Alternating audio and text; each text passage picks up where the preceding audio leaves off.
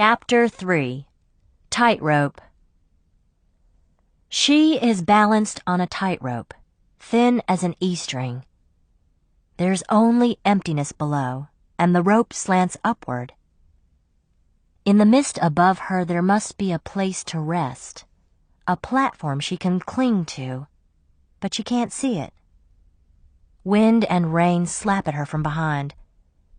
There is no going back, and there is no net.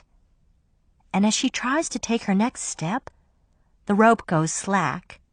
She is dropping into the darkness, and as she falls, I sit up, bed drenched with sweat, breath rasping in my throat. Then my alarm clock goes off. First I remember that I'm Gwen, and then that I'm in New York. And then that it's Friday morning, with only 4 more days until my first audition. And then I remember Grandpa's phone message. 4 items. I can only deal with the first 3, because the 4th one is too upsetting. I think maybe I should get out the yellow pages and call every hospital in the city until I find him, because I don't want him to be alone. If he needs help, I'll help him. Did he think he couldn't ask me, that I'm that preoccupied, that selfish? And I'm almost angry at him for putting me in this situation, for making me feel so guilty and helpless. But I make myself be logical, and I remember that Grandpa might be old and frail, but he's still his own person, and he can do whatever he wants. And I remember what he told me to do. You just keep about your own business and leave all the worrying to me. That's not going to be easy. But really, I'm glad Grandpa gave me that order, because on Friday, I can't afford to spend a single minute sitting around wringing my hands. And I can't stay by the phone, trying to make it seem like he's here at home either. So I make a decision. In 20 minutes, I'm on the subway headed south, and 15 minutes later, I'm on a bus headed for the east side. Latham Academy of the Performing Arts is a private school, and all the classes are small, only 5 or 6 kids. I could never afford it if I hadn't gotten a full scholarship. It doesn't feel like high school, more like tutoring sessions. And the academic classes meet only 4 days a week, from 9 to noon. Because really, Latham is a conservatory, a music school. Music theory, solfège, harmony and counterpoint, music history, sight reading. It's excellent, and it's demanding. No way would I have been accepted into the Tanglewood Institute last summer if I hadn't had this kind of teaching. Tanglewood was heavenly. Lessons and master classes in the morning, practice time all afternoon, then rehearsals, performances now and then, and in the evenings and on weekends, the Boston Symphony. And the Berkshires were almost as pretty as the mountains back home.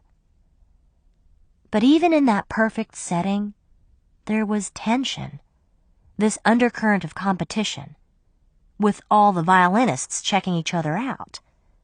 Because I know the kids I studied with there in Massachusetts last summer are the people I'll see again and again at auditions and competitions and festivals for the rest of my musical career, if I ever have a musical career. At 9:30, Mr. Ware is leading a discussion of The Sun Also Rises, but I am replaying last night's practice session in my mind, deciding which parts of each piece need the most work. And the part of my mind that isn't thinking about my auditions is worrying about Grandpa. At 10:30, my physics teacher is explaining surface tension and capillarity, but all I can hear is the cadence of the saraband in my Bach partita, and Grandpa's message, replaying in my head for the 10th time. By noon on Friday, I am dying to get to a practice room, but I make myself eat lunch first. I know I'm going to need the fuel. When I tried to skip dinner one day, Grandpa told me, "Every officer knows that an army marches on its stomach.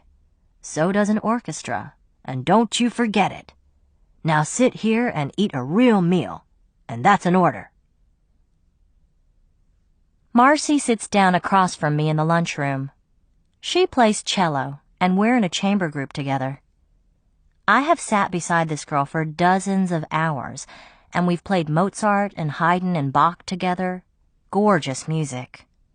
Her notes and my notes weave in and out, and all around each other, but they never actually touch. She makes sounds, and I make sounds, and the vibrations meet in the air, and when the sounds are right, both of us smile. But does that make us friends? I don't think so. And that's probably my fault. To really be her friend, I'd have to give up some of my time. All I've been willing to share so far is my music stand. So, are you ready for your Juilliard audition? Marcy's all bright and bubbly. She can afford to be. She's a junior. I try to smile back. Not completely, but I know what I have to do. She nods and says, "Oh, I know what you mean." But she doesn't know. She's just a junior, and audition madness is still a year away for her. She has no idea. I'd like to chat, to be friendly and polite. I want to, but I can't, not right now. And I'm glad Marcy doesn't seem to mind. Mark, he's got an audition at Curtis next week. He plays viola, remember? And he is such a mess right now. As if a bad audition would be the end of the world or something. Marcy doesn't get it yet. She's talented, but she doesn't get it. Because her boyfriend's right. A bad college audition is the end of the world. Or at least, it's the end of one world. It means you have to go and find another world to live in. A world that's not about studying with a great teacher, or learning new pieces, or mastering an instrument, or playing music for a living. A world that's less perfect. A world where music might become a sad, wistful hobby. I'm done with my sandwich, and I finish my milk and I smile at Marcy. "See you later." "Okay, and good luck on your auditions, Gwenny." "Thanks." I walk up the winding staircase to the 3rd floor and go to my favorite practice room. Good luck. Everybody says good luck.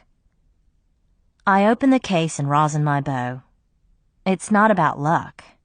Mr. Ware has a quote by Ralph Waldo Emerson on the wall in my English classroom. Shallow men believe in luck. Strong men believe in cause and effect. I close the practice room door and begin my warm-ups. Fingers, strings, pressure, bow, friction, sound. Cause and effect. Emerson gets it. An hour into the practice, my cell phone rings. I don't know the number, and I almost reject the call. Then I remember, this could be Grandpa. I catch the call on the 5th ring. "Hello?" "Is this Gwen?" It's a man's voice. "Who is this?" "Lawrence Page gave me your number. I'm Kenneth Grant, his attorney." "Oh, Grandpa called you?" Because that would be wonderful news. "No, I got a voicemail from him late Thursday afternoon, very brief. But in the message, he asked me to check up on you. I don't really know why he wanted me to call, so, everything's okay?" "Yes, fine. Grandpa's paying this lawyer $300 an hour to see if I'm all right. It's ridiculous, but it makes me feel good anyway." "And you're a music student, right?" "He told you that?" "Yes. And you're in college?" "Not yet." The lawyer pauses. "So, what's going on with Lawrence? Is he okay?" That tells me Grandpa hasn't told this man about him leaving. More cautious, I say, "Sure, fine. He's fine." But I don't believe that. Neither does Kenneth Grant.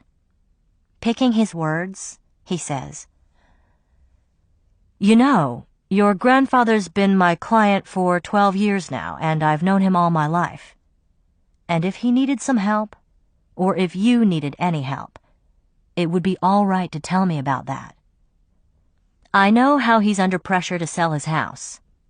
I know about his brother, his finances, his health, everything.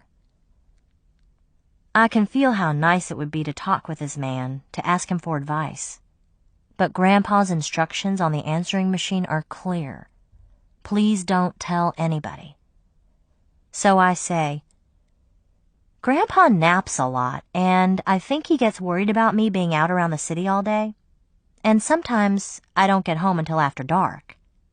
He gets worried, that's all." A long pause, and then Mr. Grant clears his throat. "So you don't think it's odd that I've tried to reach your grandfather 6 times since 9:30 this morning, and he hasn't answered? Hasn't called me back? You think he's just napping a lot?" I'm not ready to play this game, and it shows. He might have walked over to the park, or maybe he's been with some friends at the coffee shop down the block." "Oh, so he's doing better with stairs now?" "Yes, much better." This man knows I'm lying, but I don't care. I don't want to talk about Grandpa, or think about Grandpa, or worry about Grandpa. And I need to get back to Sibelius. So I say, "Well, thank you for calling me, Mr. Grant. I'm sure this will make my grandfather feel better." "All right," he says. "My cell phone number's in your phone now, so if you need anything, either of you, call me. And I mean that. You probably don't know this, but Lawrence saved my dad's life in Italy in 1943. Took a bullet in the leg doing it. If it wasn't for your grandfather, I wouldn't be here. And I live close by, right at Riverside and 95th, so you can call me day or night, okay?" "Okay. Goodbye, Gwen." "Goodbye." It takes me 10 minutes to bottle up a fresh batch of fears about Grandpa, and 10 minutes more to get back into the concerto. I play for another hour, but my heart's not in it now. I can't shake the feeling that things are skidding, sliding out of control, and I hate feeling so powerless. At 2 o'clock, I leave school and head for the crosstown bus that will drop me at 72nd and Broadway for the subway ride up to my lesson. Because that's something I can control. I can be on time. My lesson begins at 3:15 on Fridays, and if I'm even a minute late, Pyotr Melyanovich locks his door. It only happened once. "Do you think you can rush out onto the stage after the concert has begun?" he shouted at me through the wall. I haven't been late since. It's a sunny afternoon, and the bus sails across Central Park, and the subway gets me close to my neighborhood a little after 2:30. I've got all kinds of time, so instead of riding directly up to 116th Street, I get off at 103rd. Because I'm going to stop in at home so I can dump my school books and grab a snack. And I'm also going to stretch my legs in the process and try to breathe in some real air, or as real as air ever gets around here. This city is great for walking, especially when the weather's right. And considering it's February, there's nothing to complain about. It's one of those fall spring days, the kind that brings New Yorkers out of their caves for an afternoon stroll. All the produce shops on Broadway have flowers spilling out onto the sidewalk, buckets and buckets of them, and I can't resist buying a huge bundle of daffodils. And they make me think of that poem. I wandered lonely as a cloud that floats on high o'er vales and hills, when all at once I saw a crowd a host of golden daffodils. I found that in a Wordsworth collection. He's really good. He doesn't get to me like Yeats does, but he knows how to paint a scene so I can't forget it. I get home, go in on the ground floor, drop everything but the flowers, and run upstairs. Get the money, when all at once I saw a crowd, a host of golden daffodils. I found that in a Wordsworth collection. He's really good. He doesn't get to me like Yeats does, but he knows how to paint a scene so I can't forget it. I get home, go in on the ground floor, drop everything but the flowers, and run upstairs.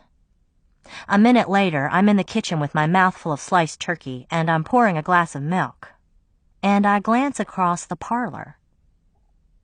I can see into the study, because the desk lamp is on, and I see a shoulder of someone sitting there at Grandpa's desk. I choke on the turkey and I croak, "Grandpa?" Because it has to be Grandpa. It has to be. But it's not. The man stands up, and Grandpa's not that tall. And the man turns around. Then he smiles. An amused smile. It's Uncle Hank. "Probably surprised you." He sees how shaken I am, and he keeps smiling. "Where's Lawrence?" I just got home. You saw him this morning?" I nod and reach for the paper towels to wipe up the milk I spilled. My heart is tapping out 16th notes. "Not like him to be out on a Friday afternoon. I called and left a message I was coming." Another smile. "Maybe that's why he's not here. So I used my key." I hate him being here. Grandpa would hate it too. It's 2:52 on Friday afternoon, and I have to leave, but I can't, not with the answering machine sitting right there on Grandpa's desk. If Uncle Hank plays Grandpa's message, he'll put me out of this house. So he can sell it and get the money. He'll make me leave. I know he will. I'll be shipped off home, or maybe forced to move in with some friend from school. Not that I actually have a friend like that. And truly, it wouldn't matter where I'd be sent, because this close to my auditions, the effect would be the same. Disaster. Because I need my routine and this quiet house and my practice room. I'm on the tightrope, the one in my dream. I'm on it, and I'm alone, and I have to get across it. One little jiggle, and everything will change. Everything. Because my whole life story has been building up to these tryouts. I need to keep my balance, take my auditions, get my scholarships. I need to stay on the tightrope. Me and my borrowed violin. I need to get to that next platform, because there's no net. And as I stare at Uncle Hank, it's time to leave for my lesson. Because I have to be there on time. I have to. I clench my jaw and I say, "Grandpa doesn't want you in here, in his home. He told me, so you should leave." My voice sounds strong, braver than I feel, because I'm speaking for my grandpa now. And I say it again. You have to leave now. "Oh, really?" Hank smiles again, still amused. "I have to? Is that what I heard? You're telling me that I have to leave?" "Yes," I say. Then I hold up my cell phone. "And Grandpa's lawyer. He'll tell you too. Shall I call him? His name is Kenneth Grant." Uncle Hank's face changes when I say that name. Less smile. I push on. "And I already talked with Mr. Grant once this afternoon, and he said if Grandpa needs any help or if I need some help, all I have to do is call him. And it's time for you to leave Grandpa's house now. So should I call Mr. Grant? Do I need some help? Do I?" He looks at me. Grandpa said not to judge him too harshly, but I'm losing that battle. I can't believe this person is Grandpa's brother. His lips keep smiling, but not his eyes. He shrugs. You don't need help. Not yet. But you might if your daddy knew you were sassing me like this. He crosses to the parlor door and opens it. I was ready to leave anyway. When you see Lawrence, you tell him to call me. It's important. Goodbye, Gwenny. And he yanks the door shut so hard that a painting on the opposite wall shakes and tilts to a crazy slant. I run to the door and chain it, my hands shaking. And then I slam the Fox lock in place, the long steel rod that leans between the door and a slot in the floor. Uncle Hank might have a key to the deadbolt, but Grandpa added Fox braces to the 3 outside doors just a month ago, and there are only 2 keys, Grandpa's and mine. And the brace release locks have Medico cylinders, pick-proof. New York turns everyone into a lock expert. I scramble downstairs, trot past my bedroom, past the door to the basement, through the laundry room and into the utility room, and I put the brace rod in place against the door to the backyard. My pulse is still racing, and as I go back through the utility room, the compressor on the big freezer kicks in and I nearly jump out of my shoes. I'm at the ground floor door, and I only have 13 minutes to get to my lesson. I use the straps and put my violin on my back. I put the brace rod into its groove, and when I close the door and turn the key in the cylinder, I hear it settle into place with a solid clunk that seems to echo through the whole empty house. Perimeter secure, sir.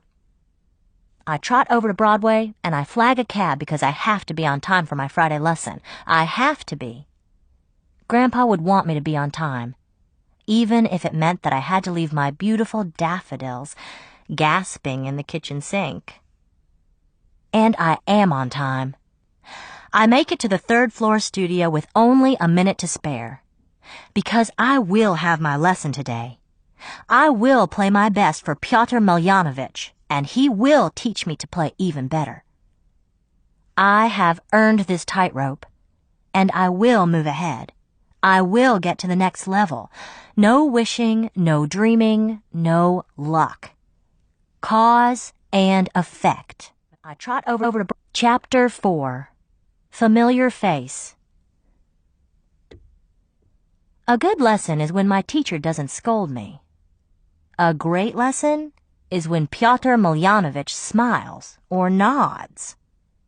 Friday's lesson is better than great.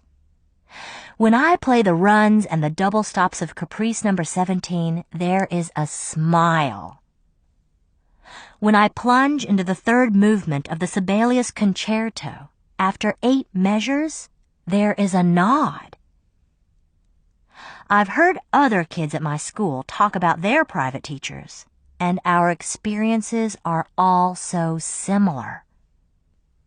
Any one of us would walk through fire if we thought that would make our teachers approve of our playing, or compliment the tiniest bit of progress.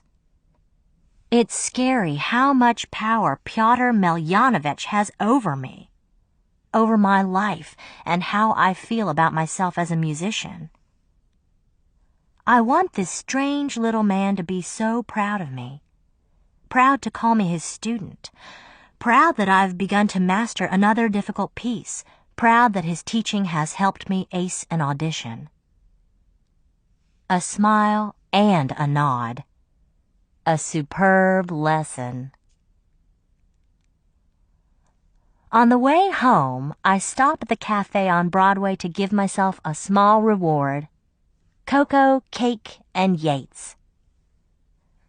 As I try to decide how large my cocoa should be, it occurs to me that it's nice not to have to rush home to see how Grandpa's doing. And immediately I'm ashamed of myself for having such a selfish thought.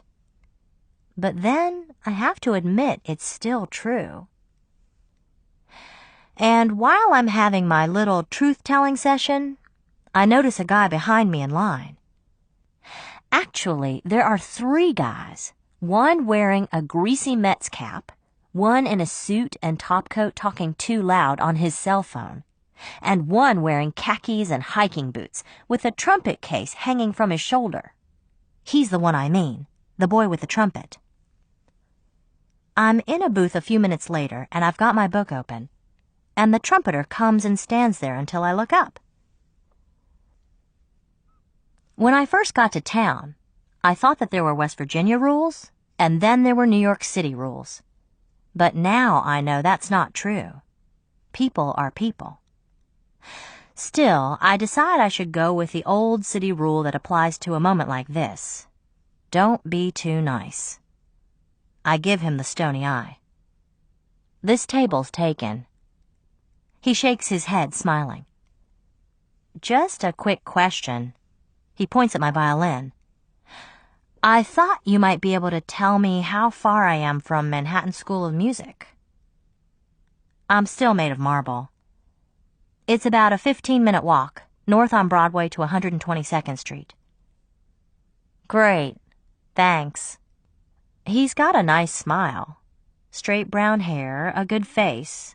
Doesn't talk like he's from New York. Of course, neither do I. Almost nobody here is actually from New York. Not originally.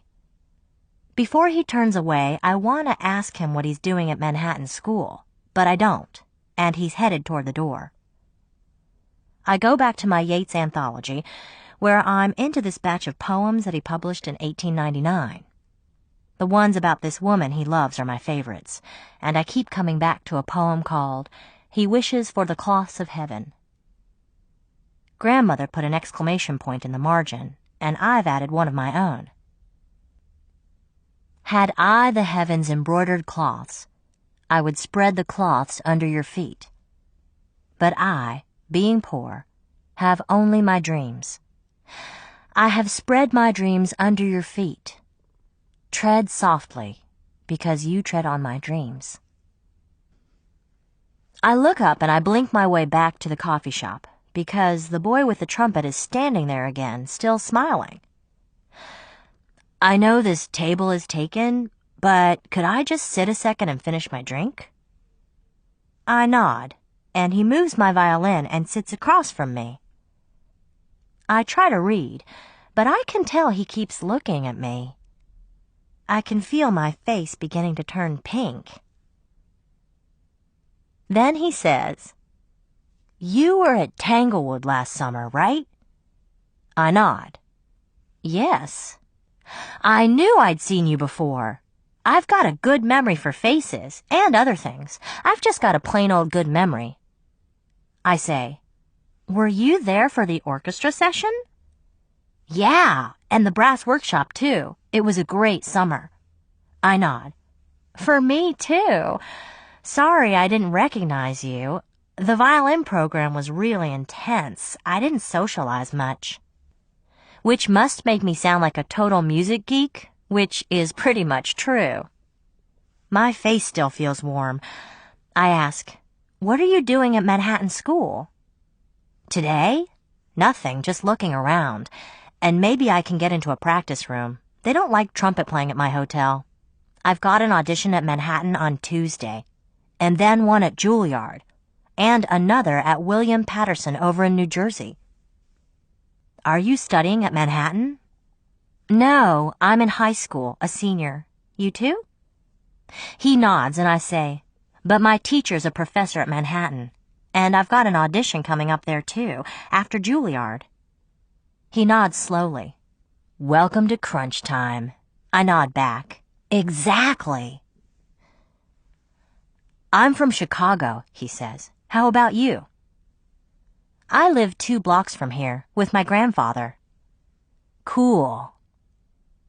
I don't mention that I'm actually from West Virginia. On Friday, I'm a New Yorker. Cool. He takes a last noisy pull on the straw in his empty cup, puts it on the table, stands up, and says, It was great to see a familiar face. Maybe I'll see you at auditions. My name's Robert. Good to meet you. and he holds out his hand. I shake it and say, "I'm Gwen. Good to meet you, too." Still holding my hand, he says, "I know you're busy with auditions and everything, but there's a concert tonight at Lincoln Center, and there's an extra ticket. Sorry I can't invite your grandfather, too, but do you want to come?" It's a nice smile. Still, I shake my head. "I really have to practice tonight, but thanks." And I smile back. His smile gets even nicer, and he shrugs. "No problem. Well, look, I'm at the Empire Hotel, right across from Lincoln Center, and if you change your mind, just call me. The room's under my dad's name, David Phillips, and I'll be there till 7:30, okay?" He still has my hand. I nod. "Okay." Except there's no way I'm going to miss that much practice time. But I don't let that thought show on my face. I probably look like I might actually say yes, like I might go to Lincoln Center on Friday night with a trumpet player, who finally lets go of my hand, walks out of the coffee shop, waves, smiles once more, and then heads north on Broadway. Yeats would probably want to write a poem about this sudden turn in my story. I tuck his book into the pocket on my violin case, leave money on the table, and hurry home to rescue my wilting daffodils. I've got to practice, and eat, and then practice some more. And I do all that. And the hour of playing before dinner goes well, and the hour after dinner goes even better. And that's when I decide I deserve some recreation, some culture, because it's Friday night in New York City. I'm sure Yeats would approve, and Wordsworth. And so would Grandpa. I'm sure he would. The desk clerk at the Empire Hotel speaks with a Japanese accent.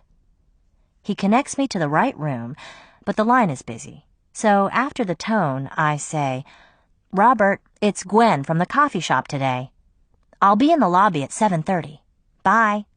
And then I hurry and shower, and dress, and dash for the subway. Because I'm going to Lincoln Center. On Friday night, with a trumpet player who has a nice